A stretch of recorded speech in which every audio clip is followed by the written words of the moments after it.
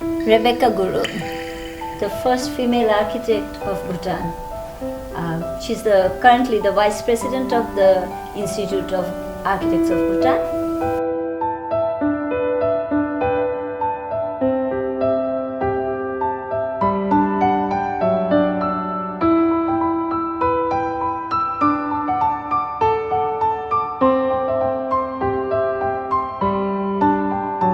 And we take pride that she has done her architectural education from Bangladesh University of Engineering and Technology, Dhaka.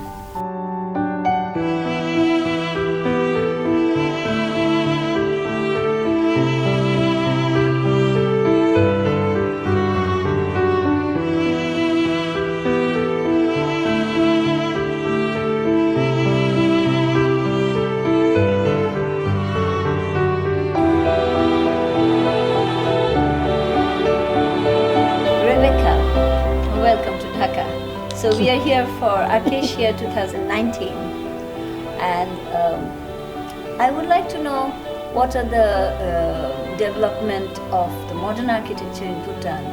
Actually, Simapa, around the world, actually everybody, even in architects around the world, they think, they had been talking to me over last few days in Acacia also, like as if we are stuck in time in Bhutan regarding the development of Bhutanese architecture.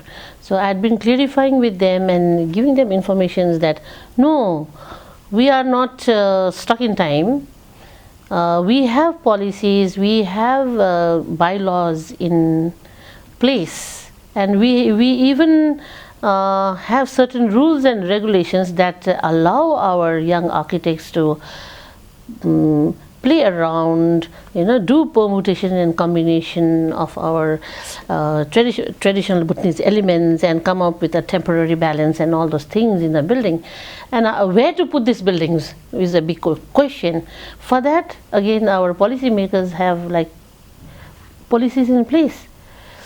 Like as you come to very close towards the city center, you have a lot of flexibility in what you do, how you combine your traditional Bhutanese elements in a building and come up with a balance with the contemporary designs around the world. So then, how do you see Bhutanese architecture, modern architecture or contemporary architecture in the field of South Asian architecture? I thought that we getting into bigger forums, bigger member of bigger institutions, I always thought that I came with the thought that we would be able to learn a lot from them, but like during the course of all these meetings and all, right now looking at them, hearing the ideas and all, like sustainable living, and all these things like preservation of heritage and all these things, we could learn. We are already there. I think we can contribute more than what Exactly. I felt that, it's not being pompous or something of that sort.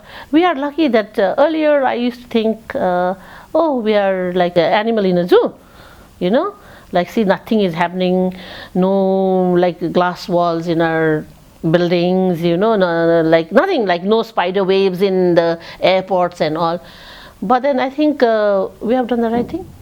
I think we can contribute a lot in sustainable living, sustainable everything, vernacular architecture. So yes, I feel fortunate. She has come to Dhaka in 1983, fresh for higher studies in Dhaka. In Bangladesh University of Engineering and Technology, where we have this architecture department. And I was fortunate to have her as a roommate. And it's been quite a long time, it's 2019. You have visited on and off many times Dhaka.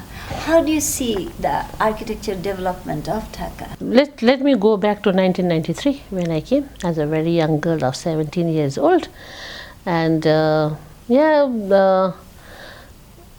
1993 when I came here, I was since I was coming for an architecture course, I was looking for what is actually the architecture features in Bangladesh, And the first day I was not aware of the National Assembly building. We were taken to the hostels, we were taken to Buet. So it was the Buet building, it was the registrar's building that I first came across. So yeah, I thought that was the architecture, true architecture of Bangladesh. And like, it looked very Mughal architecture to me. And later, of course, like after the admission there in the registrar's building, then the other day I got to go to see the architecture faculty. I went to architecture faculty the next day after my admission, and like yeah, then again I was like confronted with a different type of architecture there. So firstly, studying architecture was a confusion for me, because I was the first one to come to study architecture for my country. So there was no reference for me, like what is architecture, who is the architect, you know. So yeah, like, but I knew the terminology architecture. With that I came, so I could identify a Muslim Mughal architecture in our register building. The next building was our faculty, which is like very modern building. And like I was just wondering, like, how could you even do construction with total concrete walls and all, you know, because I coming from a very small country. But over the year you get used to it, then you get to see Sangsad Bhavan, you know, like amazing. Then after Sangsad Bhavan and going to Sangsad Bhavan and looking at the structure that it is, I thought like Bangladesh can build anything with any material. Then with friends and all, I started going to Gram and all. Gram again, that is the, I felt that is the true architecture, vernacular architecture of Bangladesh. And but then with so many civilizations, type of civilizations that Bangladesh has gone through, you know. First it was under India, then under British, then under Pakistan, you know.